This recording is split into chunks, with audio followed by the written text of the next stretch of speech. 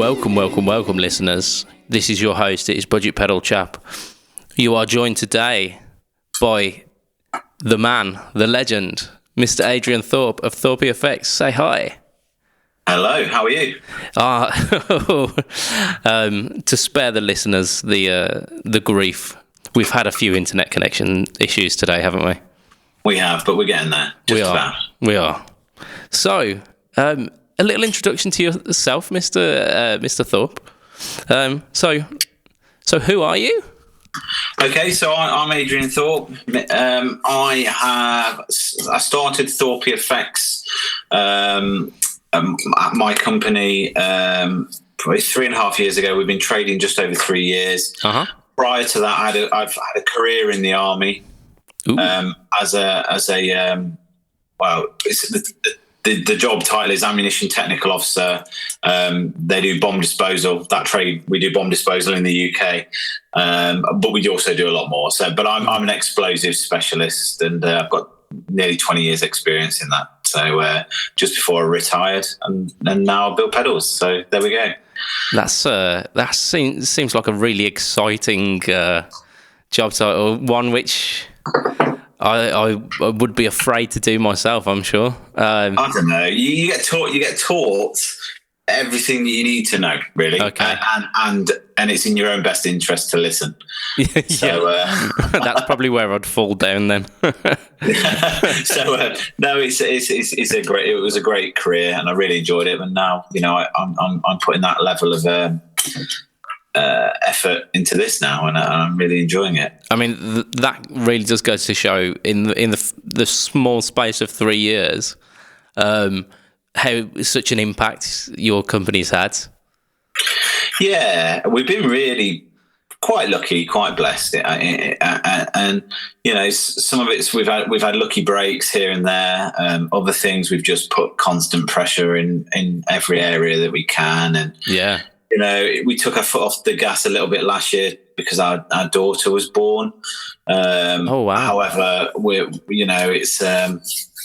I'm back on it again. I've been moving business premises for the last 2 weeks, so we're moving to a bigger facility to allow us to expand. Bigger and better things, eh? Bigger and better things. I hope so. Yeah, absolutely. Fantastic. And how about you as a person, kind of musically? What's your background? Okay, well, weirdly, so when I was going through school, I'm of a generation that was into rave and drum and bass and like the 90s. Yeah, the 90s. So I started off listening to things like acid house and stuff like that, which has got nothing to do with guitars. But I then, as I've always liked classic rock, and when I was growing up, I grew up listening to a radio station called Gem AM, which is what my dad always had on the radio. And so I can tell you or sing along to probably any tune from the 50s and 60s, 70s. And I don't know what the song's called, but I'll be able to finish the song for you just by singing it, just because it was ingrained in me as a kid, subliminally. I wish I had a quiz coming up now for just finish that song line. Yeah, I'll probably fail massively. But anyway, so then I started to get back into guitar music as I grew up and got out of my childish phase and sort of hard rock, metal, 80s metal, all of that sort of stuff. And and then I started playing guitar, and I think that's where it took off, really. Yeah. But my favourite bands are people like everyone from Slipknot, Stevie Ray Vaughan. I sit on every side of guitar music, really. Some of the best bands I've seen are really heavy, but likewise. I'll tell you what. I mean, I went to Download Festival for the first time. I think it was 2008. I went to go see Kiss because, like yourself, big classic rock fan. And as you do at festivals, you just kind of stand in the field trying to get a good spot for the headliner.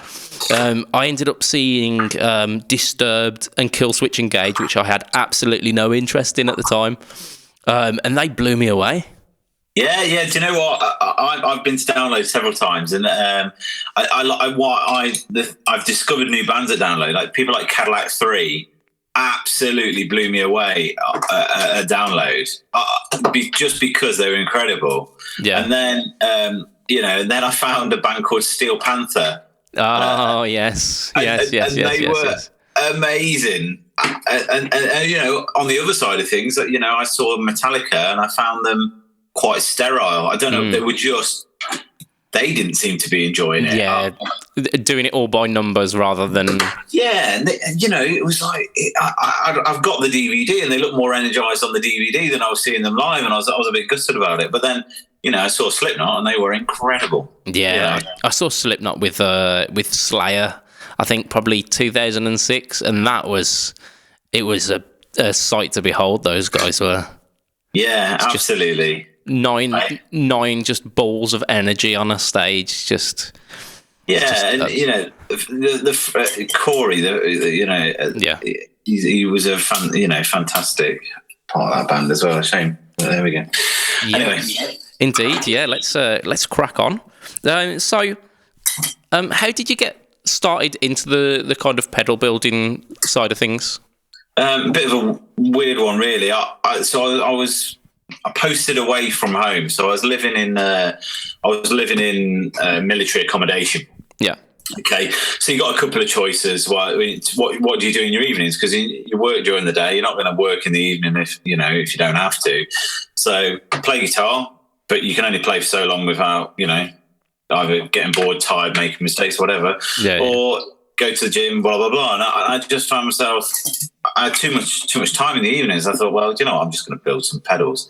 I'd started to get into pedals, and I really liked people like Tony Iommi and Brian May, Eric Clapton, and they all had this certain thing going on with their sound, classic Marshall, and then the Dallas Rangemaster. And I thought, what Dallas Rangemaster? Oh, I'll go and buy one.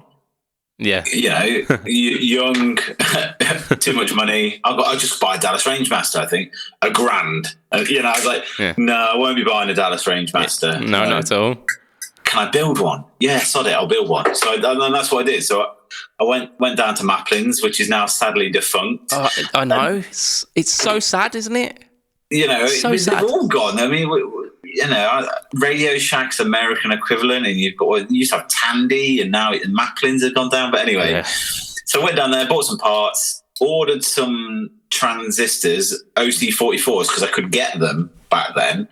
There was still some good ones around, which didn't cost the earth. I built one, and it didn't work. So that was cool. And then I just looked at what I was doing and paid attention and rebuilt it. I got the grounding mixed up because it's positive ground. So okay. And I was hooked from that moment on, because in my mind I've just saved myself 950 quid because I built this magic box, and I wish I'd kept it. I really do. Yeah. But I sold it for a lot of money just because someone wanted the transistor. I think they bought the pedal and scrapped it. Get rid of it and took the transistor out. But so that's how I got into it, and then I was hooked, and it just went on and on and on, and it became ridiculous. I was building a couple of pedals a week, building for friends. Yeah, there you go. I mean, our listeners of the podcast will know that's pretty much happening to me at the moment as well. People hear that you build pedals and they go, "Oh, I'll have one of them." Yeah. Do you know why? Because not everyone wants to spend a fortune on things. Some people want a Pete Cornish pedal, and maybe they haven't got Pete Cornish pedal money, or that's it. Like I say, people want a Dallas Rangemaster and it's $1,000. Well, guess what? You can build one. You just got to put yourself forward and do it. Yeah, well, that's it. There's always some mug who will build it. Well, exactly. So so that's how I got into it, and that's cool. There we go. Did you ever try your hand at the modding game? Yeah, I've done all of them. Tube Screamer, DS1, graphic equalizers, delays. I've modded pretty much everything for the same reason. Because once you've built every classic circuit, then where do you go? Yeah. Well, you start fiddling with what you've already got. and turning them into junk, or working through it properly and doing it, and you end up with an amazing pedal. I mean, what did I do? I did it to a DS1. I think I pulled the chip out of it. I put some audio grade chips in it. I literally stripped every single capacitor out and replaced it with top end. I ended up with this pedal, which was probably worth about 5 times what it cost, and it was amazing. It just unrecognizable though. It just wasn't a Boss DS1 in the end. But it was a lot of fun. I really enjoyed doing it. I've got a love-hate relationship with the Boss DS1. It's mainly hate, if I'm honest. Oh, good, because I was going to say I have a hate relationship. Although I modded one, I've got one in my cupboard that I modded. Yeah, I've bought one recently actually with that in mind, because I tried one it was probably about 6 months ago. No, it's got to be longer than that. Anyway, I tried one knowing that it was this classic pedal and everyone's had one at some point, and it was just fizzy or just wet blanket with the tone control, and the gain was so unusable because once you got it to a certain point, it was just noise. Yeah, absolutely. And I think Boss. I've read somewhere that Boss use it as a loss leader. Okay. So the DS1 and I think the SD one are actually loss leaders for them because they don't make any money on them, but it's there to get you hooked. So you go into a shop, you're like, it's bright orange. All right, what's that? And you're a kid or whatever. Yeah. I'll have that. And you take it home and you think you sound like Led Zeppelin and all the rest of it. You don't. But you've got that joy of plugging a pedal in. I think I get it. I absolutely get it. But did you buy an old one or a new one? The first one I bought was a new one. The one that I've bought recently, I believe, is slightly older, but it's still within the new camp. Yeah, it's okay. The reason I ask is because they've changed all the circuitry inside it. Yeah, it's surface mount, isn't it? Yeah. So you can't. Well, you can mod them, but it's a lot harder. Yeah, I asked that question before I bought it. And he said, "Oh, good." He says, "Yeah, it's through hole." Well, I says, "Is it SMD?" And he went, "What?" Right. Right. Okay. So I had to walk him through the process. Oh, fair enough. But yeah, I hopefully should have a through hole DS1, or I've got one that's got surface mount on it, and I've somehow got to get good at that. So no, flip it. Get one with through hole. Trust me, you'll save yourself hours. Good man. I mean, that's advice that I will take. Yeah. Okay. So coming back onto your wonderful effects, they all follow a theme, don't they? Yeah. You've got to go with what you know. Some of this is, has to be said, is a little bit of marketing in the sense that, everyone names their pedals after a certain thing, and you'll hear some pedal called Cachula or, whatever. And then they follow, mythology or whatever. I went with military names. One, because I know a lot about military gear. I really do. Military technology. So why wouldn't I? And I can equate a sound in my head to a piece of military hardware. Like the Warthog is an A10 tank buster. Yeah. Right. Well, in my head, it makes perfect sense that it can do that. Flies along quite nicely, through the breeze. Then it's just destroys everything. It's amazing. And so that's why that name came about. And they've all got some irony as well, because a little tongue in cheek. Yeah, because I was accused of being a warmonger. By who? Some guy. I've got no idea who he was. You know what the internet's like. Yeah, and it was Graham Coxon of Blur. Yes, right. Blur fame. Yeah, he's got our pedals. He's tweeting that he loves them. I'm well happy. Honestly, it's like best day ever. And he's got him on his pedal board, and some guy comments on his Twitter feed and goes, "Yeah, he's just a warmonger." Right? And I was like, I made the mistake of trying to defend myself. That was the mistake. And I'm very lucky. Graham Coxon went, yeah, whatever, man. They sound cool. I mean, that's it, just in a nutshell. And I think you need to be British to understand that kind of that little twist. It's a very British thing, isn't it? Yeah, absolutely. So no, it's cool. I mean, you can judge me on the pedals. I've always said that. What goes into those is a lot of effort through either the design, the build, everything. There we go. Completely. And I think it adds an authenticity as well to the pedal line, because it's almost like putting a piece of your soul, of your history into those pedals.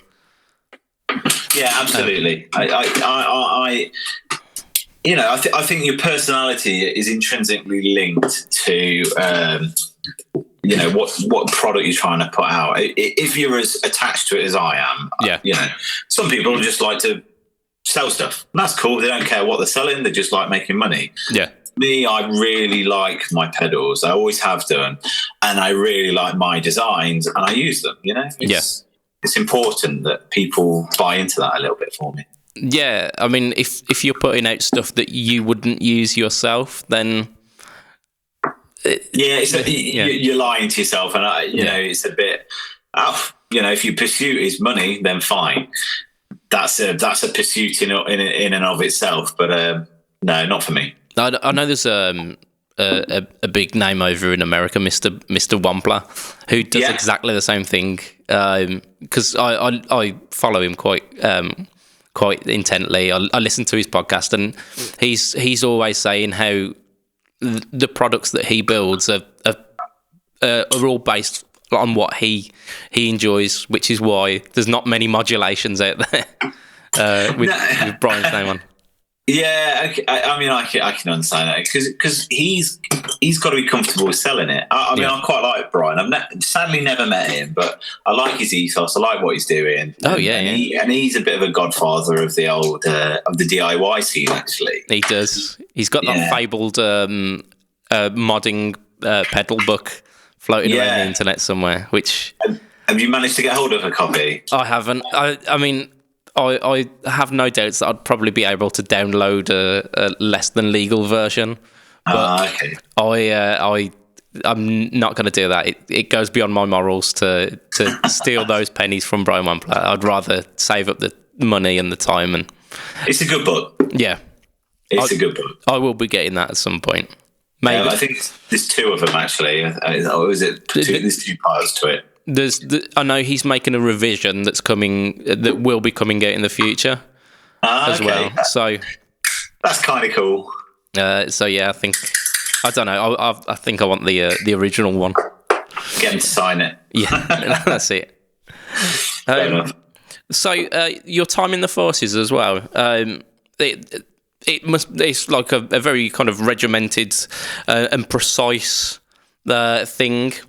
And I wondered if any of that that kind of lifestyle manifested its way into the way that you design and you build pedals, that kind of fastidious approach. Well, you know what people say, a person is partly nature, partly nurture, I was born one way and then grown into what I am. Now, I joined the military when I was 16. I'm 37 this year. So I've spent the vast majority of my life actually in the army. Yeah. Now, you may realise that the army is a fairly, like you say, regimented place. There are all rules. You follow the rules and all the rest of it. Yeah.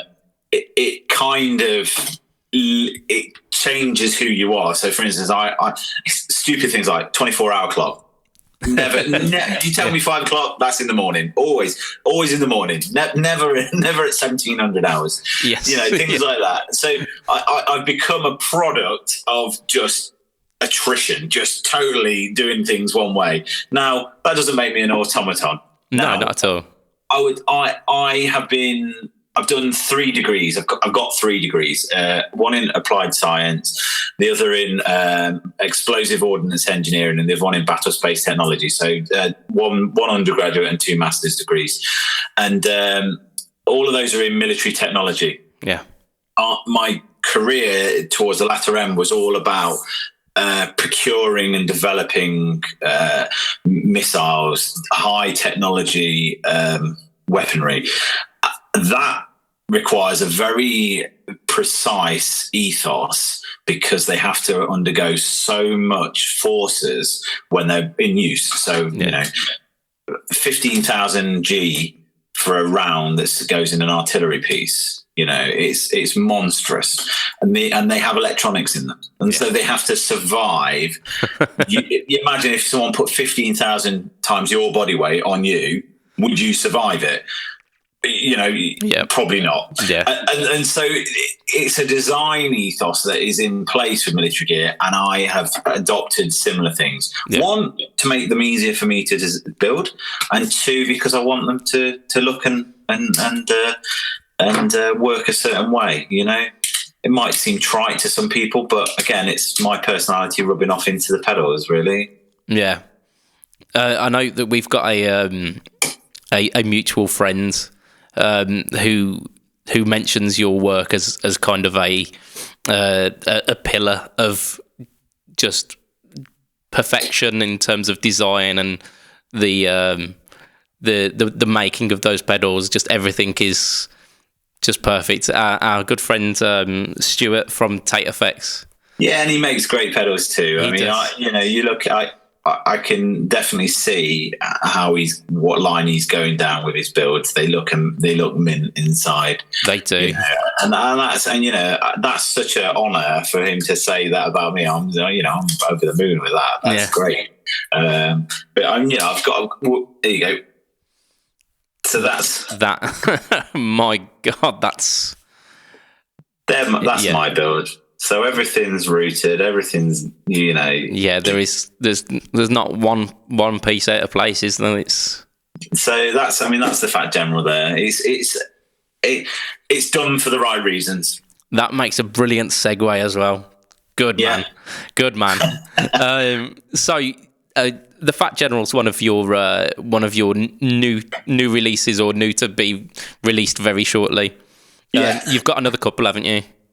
Yeah, so the Veteran Silicon Edition was released as well. So this year, so far we've released the Veteran, the Fat General, and we also showed at NAMM the Team Medic. Yeah. So the Veteran Silicon Edition is a dual booster range master. It sounds great. I'm being very blasé with terminology there, but it does a lot more. Yeah, it's modded, tweaked, all the rest of it, and it's got a low noise floor and sounds incredible. The Fat General is an evolution of my good friend Dan Coggins of Love Tone Pedals. His design. It was an OTC 201 as used by Ed O'Brien of Radiohead. He's got it on his board, the 201. Awesome. Alongside my Muffering Cloud. He's got an original Muffering Cloud, now Fallout Cloud. Yes. Yeah. Bit of a name drop there. But anyway, so we've taken that design, the OTC 201, and we've evolved it. And so with his blessing, by the way, this isn't a case of me just ripping him off. He's genuinely worked together on this. We've added a treble control to add a little bit of sparkle into the compression. You've got the switch from fully compressed to blended, parallel blend. The noise floor is lowered, and there's more squish available. So it's a different pedal, but fully familiar with those that have got the originals. So it's really going down well. I'm so pleased. I know people have got it, taken it straight into the studio and recorded it for 2 weeks. Yeah. What an honour. Not to name drop again, but Stuart's been posting it up in certain Facebook groups as well, making everyone jealous. Well, he saw the prototype. He came around the house, and I showed him the prototype. So, and he tried to buy it there and then. I was like, well, I can't tell you that, and it needs a bit of work. So anyway, he obviously got the the one afterwards, and he's over the moon with it. So yeah, he's a man who he doesn't take tone lightly. No, absolutely, and I'm, again, it's nice that he trusts me, because he builds himself. It's nice that he trusts me to build pedals for him. But and the next one that we've got coming out is like you say, the Team Medic, which is a Class A buffer, 3-band active EQ with boost, and then with more boost on top. So this thing is a Swiss Army knife. I was going to call it the Swiss Army knife, but I think that's trademarked. Yeah. So we've gone with Team Medic. Team Medic being that it's a medic for your pedal board. It'll fix any tonal woes that you've got. So, nice. Yeah, bit on the nose there, but it's all good. And yeah, I saw it very briefly at the Birmingham Guitar Show, and I knew from just your very brief description at the time that it was one of those pedals that will fix. I mean, just like it's just got everything encompassed in it, hasn't it? Yeah, absolutely. I mean, you run it through. I've got a Princeton amp now. If you know it's mine's a modified one, but I'll start again. It's a modified circuit made by Rift Amplification. Yeah. So it's a 20-watt amplifier. And it's got a certain mid-scoop, a certain sound, and it's the PR20. And use the Team Medic into it. You can turn what should be a nice, glassy amp into an absolute overdrive monster. It's great. What you take a Strat, make it sound like a Les Paul, thin it out, make it sound like a Strat. It's great. It will save you taking more than one guitar to a gig, I guarantee it. No, that's so. Some people pretending they didn't hear that. There, it's just no. You always. Well, you should always have a spare anyway. Oh, yeah. Yeah, but if you've got a favourite, like everyone has a favourite child. I'm only joking. I do, but I've only got one at the moment, so it's okay. Fair enough. So if you take a guitar like a Les Paul, Les Paul's got a very specific sound. And you can't really won't sound it like can't make it sound like a Strat, but this can. Yeah. There you go, and that's a challenge for anyone out there to try that. I'm happy with that. Yeah, use the Team Medic, make it sound like a Strat. Yeah, a good one though. It'd be a really good Strat. Yeah. I don't think I've heard a bad Strat. I like Strats. Oh, I don't. But I've got not generally, but I have one that I absolutely adore. Pray tell. I'll show you. Hang on. I know your viewers can't see it, but I'll show you anyway. That's fine. I will describe it to them. I will do my best to describe the wonder that befalls my eyes. Right, here we go. Oh.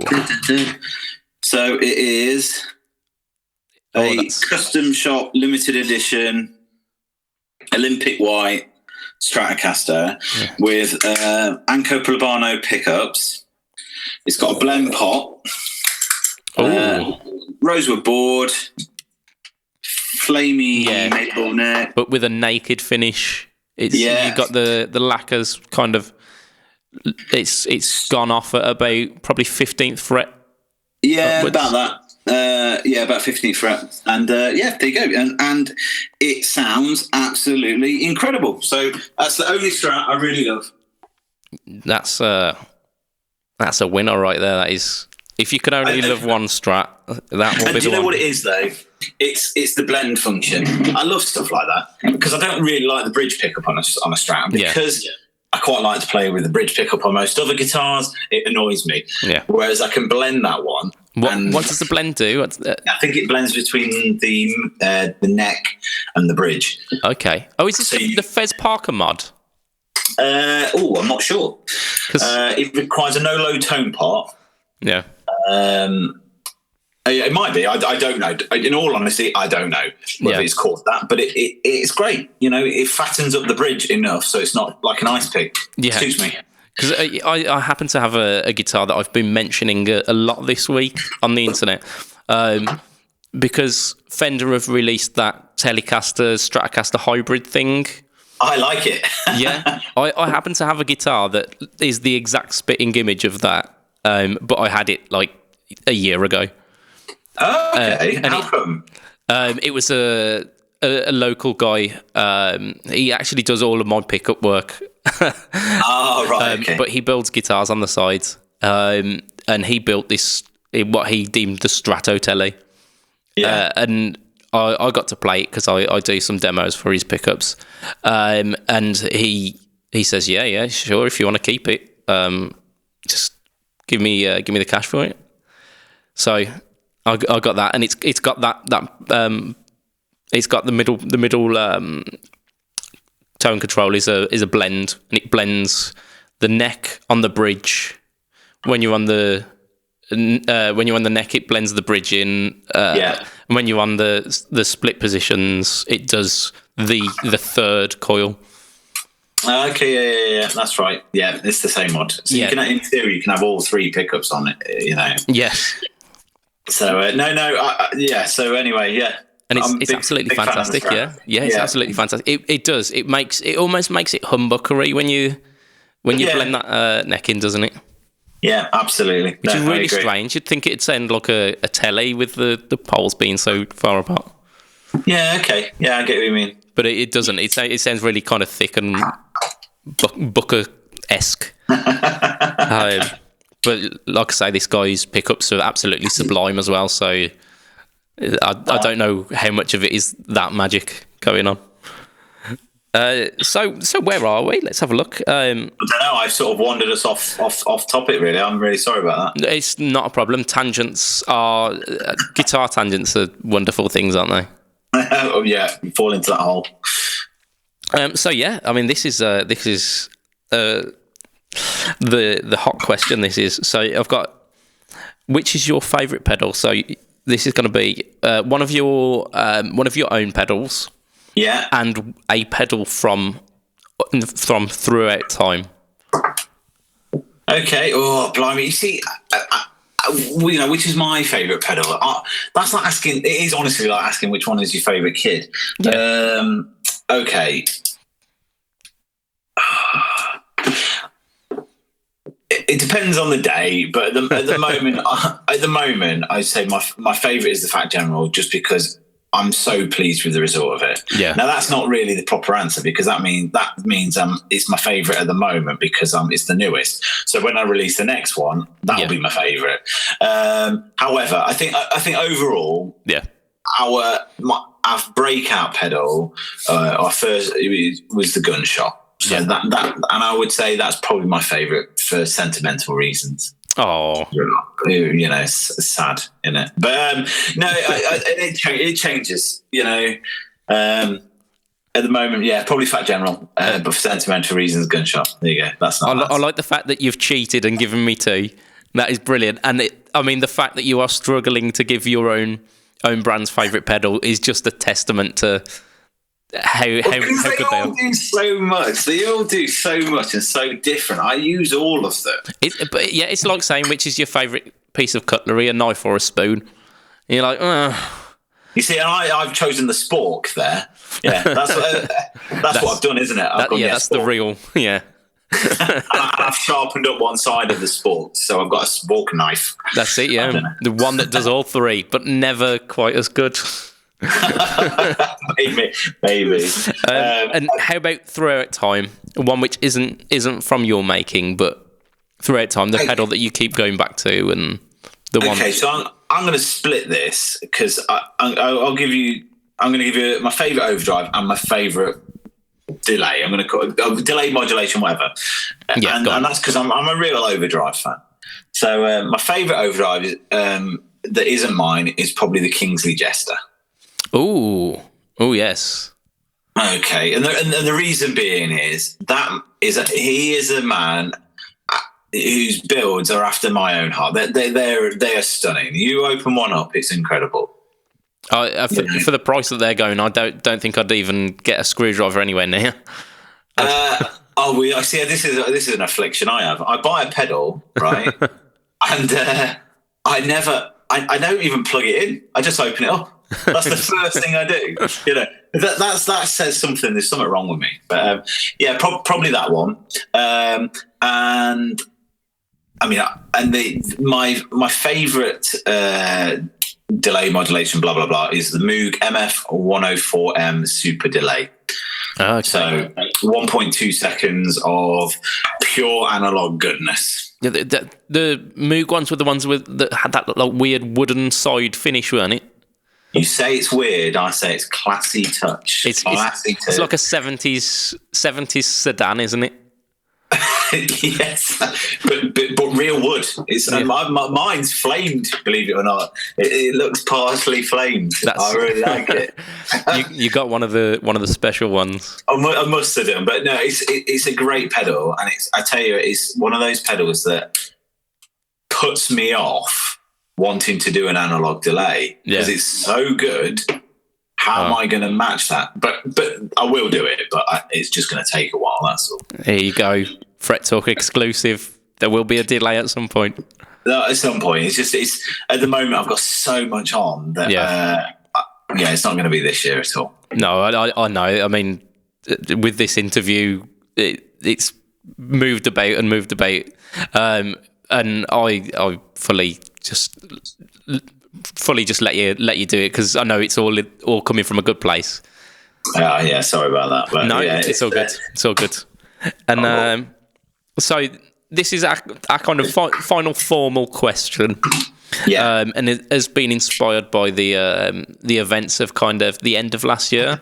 So JHS had managed a world first with Boss, where there was a collaboration with their Angry Driver pedal, which I haven't tried yet, but it's a terrible name, the Angry Driver. I'm saying nothing. That's probably the safest way to be. So if you could choose any other pedal manufacturer to collaborate with, past or present, who would that be, and what kind of pedal do you think you'd collaborate on? Oh, blimey. That's a question and a half. It really is. It literally is. It's almost two questions.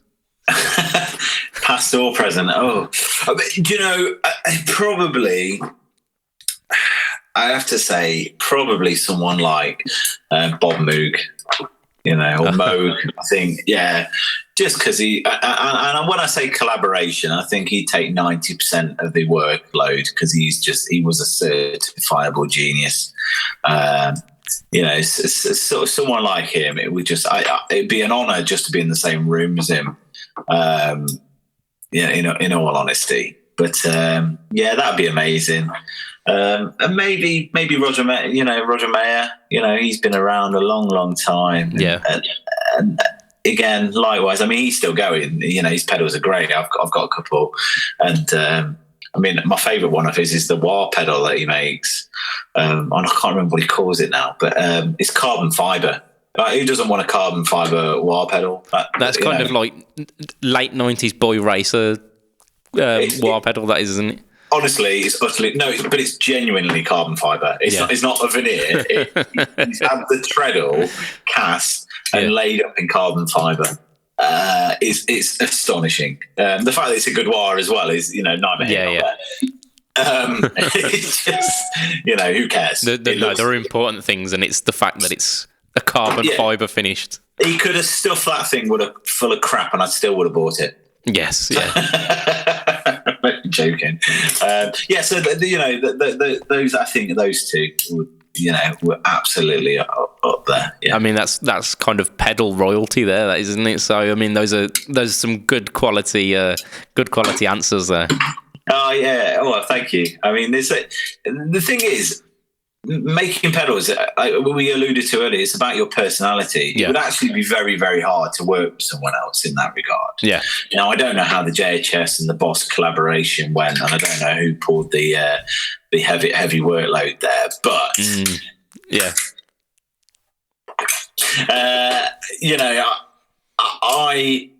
I think you where I'm coming from with design is very different to other people. Now, like I say, I work really well with Dan Coggins, but he's got a totally different taste to me. But it seems to work because he goes one way, I go the other. we meet in the middle, and then we seem to suit everyone. So, So there you go. Yeah, no, I'm cool with that answer. This is I struggled. This is the section where we get to plug things, but before we do, I'm gonna give a shout out to your good wife who's working away in the background. I think you might be able to hear her through the audio and the. It depends how well I edit it, but I'm gonna give a shout out to your good wife because